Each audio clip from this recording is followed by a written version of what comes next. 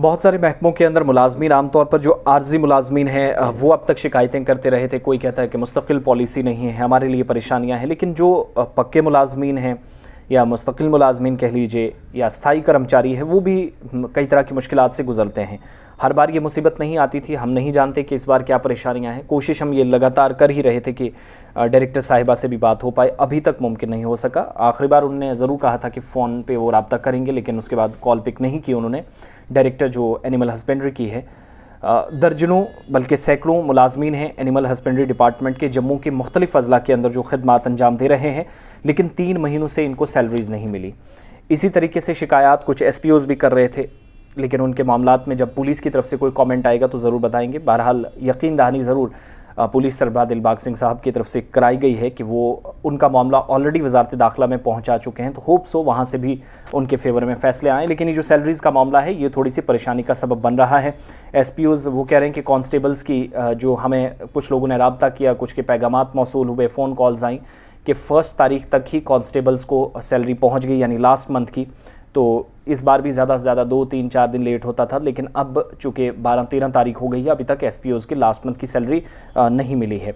आप अगर किसी ऑर्गेनाइजेशन के अंदर किसी भी, चाहे वो गवर्नमेंट हो या प्राइवेट हो, कहीं पर थोड़ा बहुत लेट भी हो जाता है, थोड़ा तहम्मुल का भी मुजाहिरा करें।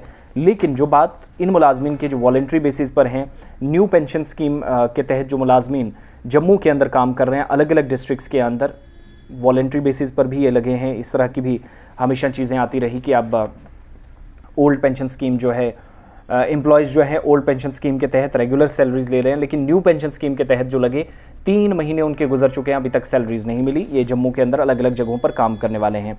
और ये भी कहा जा रहा है कि लगातार इन्होंने काम भी किया है मुख्तलिफ़ हिस्सों के अंदर।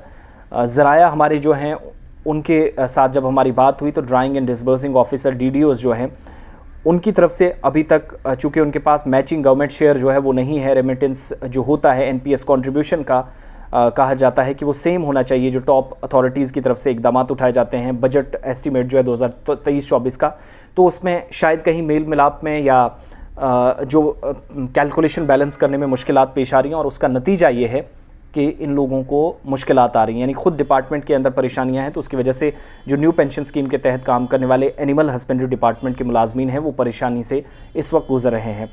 इसके अलावा पेमेंट जब इरेगुलर है 2-3 महीनों से, तो बहुत सारे लोगों की सिंपल सी बात है, हर कोई है, हम भी एक ऑर्गेनाइजेशन के साथ काम करते हैं, हमारी तरह लाखों लोग काम करते हैं, 5, 6, 7 तारीख तक हर महीने सैलरी आ जाती है।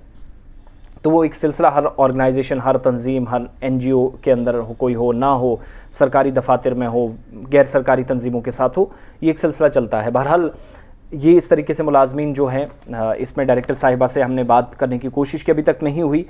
Principal secretary agriculture production department के शैलेंद्र कुमार साहब हैं, तो उन्होंने खबरसां इदारे के साथ बात करते हुए कहा कि उन्होंने फ़ंड्स को फौरी तौर पर फराहम किया जाए, फ़ंड्स फौरी तौर पर डिपार्टमेंट को पहुँचे, इसके लिए उन्होंने रिक्वेस्ट कर दी है।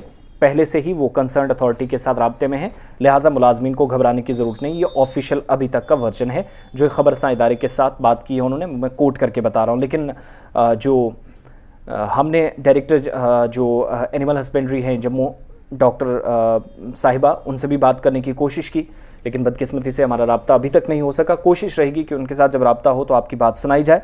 बहरहाल ये है कि लेफ्टिनेंट गवर्नर मनोज सिन्हा की तरफ से पिछले साल भी तमाम केसेस को, जो पेंडिंग केसेस हैं उनको फौरी तौर पर, और NPS के जो कंट्रीब्यूशन है उनका भी एक बराबर गवर्नमेंट एम्प्लॉय जिस तरीके से काम करता है उसी तरीके से ये लोग भी काम करते हैं, तो ये मसला हल करने की कोशिश हुई, लेकिन बदकिस्मती से अभी तक मामले पर मज़ीद कोई कार्रवाई नहीं हो सकी।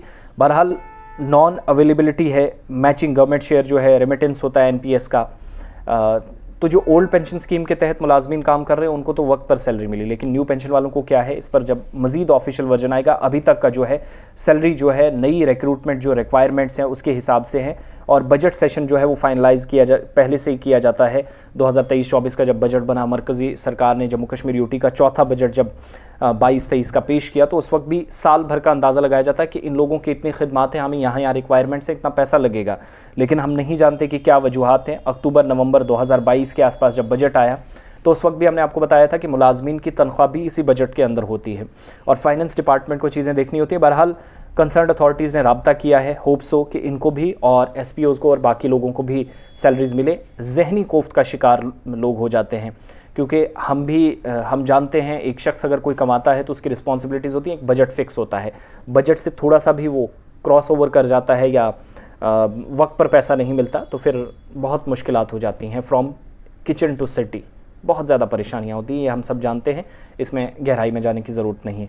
ये मामला उन लोगों का था, बहुत सारी कॉल्स आई तो इस पर भी आप अपना रद्दमल ज़ाहिर करें, लेकिन गाली गलौच नहीं, पॉजिटिव बात, किसी को तनकीद बनाना है तो पॉजिटिव सेंस में होनी चाहिए, हेल्दी डिस्कशन होना चाहिए, डिबेट होना चाहिए, हेल्दी क्रिटिसिज्म होना चाहिए। किसी को ज़ाती तौर पर आप गाली गलौच या माँ बहन का नाम लेकर या फिर किसी और को इसके साथ जोड़कर इस तरीके से दाएं बाएं ना घुमाएं। कोशिश करें कि एक दायरे में रहकर जहां हम पर सवालात ना उठें और दामन भी साफ़ रहे और मसाइल भी हल हो। बहुत बहुत शुक्रिया।